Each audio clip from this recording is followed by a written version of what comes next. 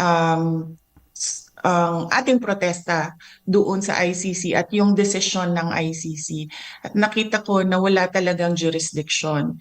Pero alam ko na merong ginagawang investigation dahil nabibigyan kami ng data or information galing sa mga law offices na ginagamit dyan sa loob ng Pilipinas sa pag-interview ng witnesses. Kaya kinausap ko unang-una ang Secretary of Justice noon. At dahil hindi paiba-iba yung sagot niya sa mga tanong ko, ang ginawa ko ay dumiretso ako sa Pangulo. Kaya yon, nabigyan ako ng sagot ng Pangulo at gusto kong basahin ang kabuuan ng sulat. Nakalagay dito, Dear Vice President Duterte, this is reference to your letter of 4 December 2023 as well as similar letters sent to members of the Cabinet, namely Secretary Jesus Crispin C. Remulla of the Department of Justice and Solicitor General Menardo Guevara on even date. With respect to your concerns, legal or otherwise, on the investigation to be conducted by the ICC into the previous administration's war on drugs, I remain steadfast in my resolve that the jurisdiction of the ICC over the Philippines after the effectivity of its withdrawal therefrom is very much in question. To this end, this government will not assist the ICC in any way, shape, or form. I am certain that all the members of my cabinet, including yourself, will echo my views on this matter. As it is my sworn duty, I will continue to defend and assert the sovereignty of the Republic of the Philippines at all times. Ngayon, naririnig ko po, sinasabi ng ating Secretary of Justice na mabibigyan siya ng panahon na makasagot sa loob ng ICC. And that is clearly the Philippine government's position that there is cooperation with ICC. So kinikilala na nila ngayon yung jurisdiction ng ICC na wala naman kasi talaga. Because this is an extraordinary case of extraordinary rendition.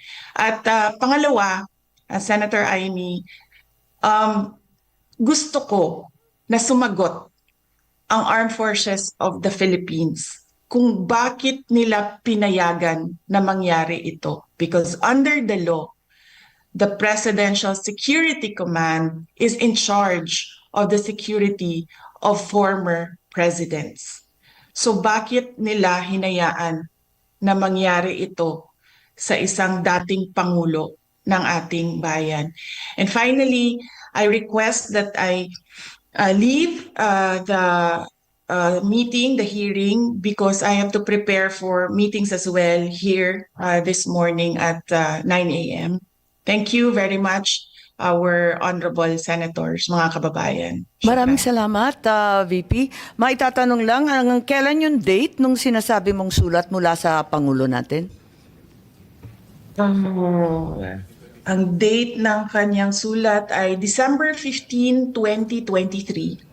2023. Iba pang sulat pala ito. At maraming salamat at hihingin natin ang sagot ng ating AFP tungkol sa PSG at yung okasyon sa Villamor. Maraming salamat, VP. Kung may mga iba pang mga hearing, sana makadalo ka rin. Thank you. Opo, salamat. Si General Larida. No, ma'am. I will answer all the questions regarding the Armed Forces of the Philippines. As we said, we were deputized to support the Philippine National Police. And it is part of the constitutional duty of the armed forces to follow processes.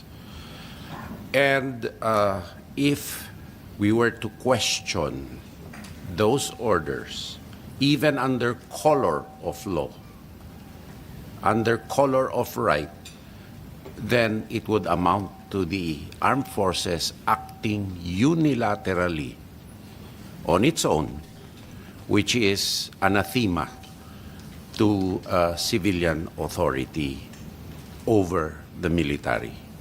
As we said, our jurisdiction ends in providing support to the Philippine National Police. And with respect to the Presidential Security Command, that is a highly secure unit, and operational security is strictly followed.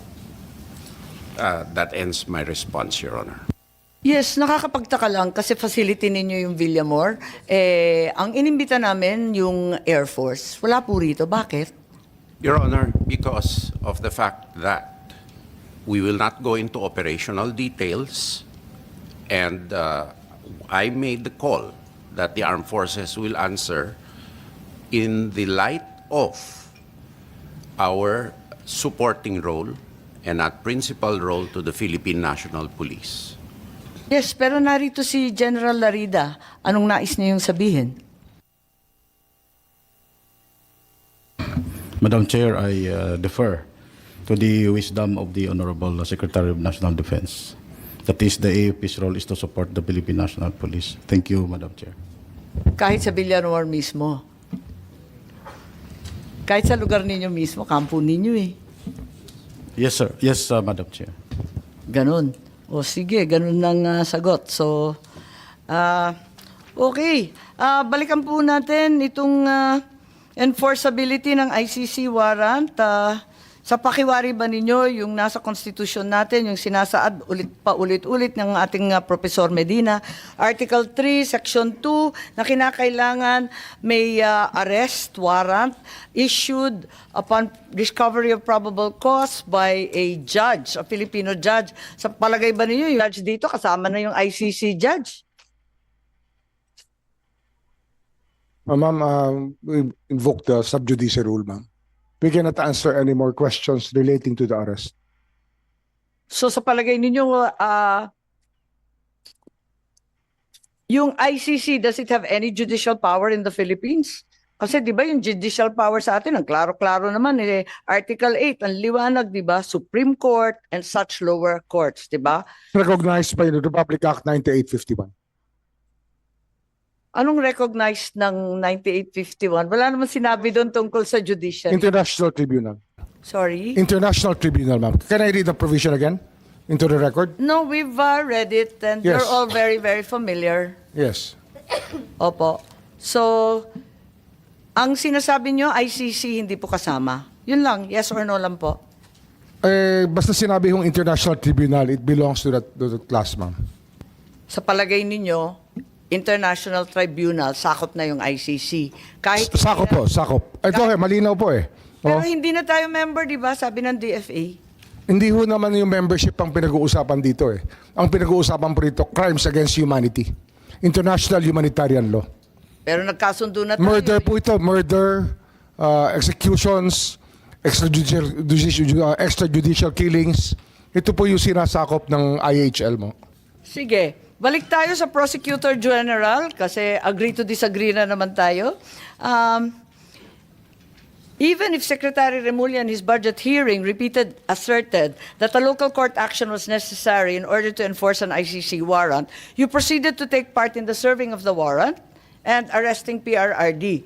Andito ba yung prosecutor natin? Ma'am, he had to attend to something very important in the office. That's why I was the one who So you volunteered to go confirm there. that even though there was no local court action, you went ahead with this anyway? Yes, ma'am. Yes, of course you can. Confirm. But ma'am, can we lessen our discussion on this because it's sub judice, ma'am. It's a subject of a habeas corpus case in the Supreme Court, which the children of the former President Duterte themselves filed. Yes, we're well aware of the consolidated cases. Was this warrant presented to PRRD at the time he was arrested? Kasi may katanungan, di ba? At may sinasabi si Attorney Medialdea na hindi daw pinakita sa Pangulo. Pwede bang may sumagot? Si General Torre, mukhang kabisado niya. Siya yung nasa video eh. Again, ma'am. Hindi.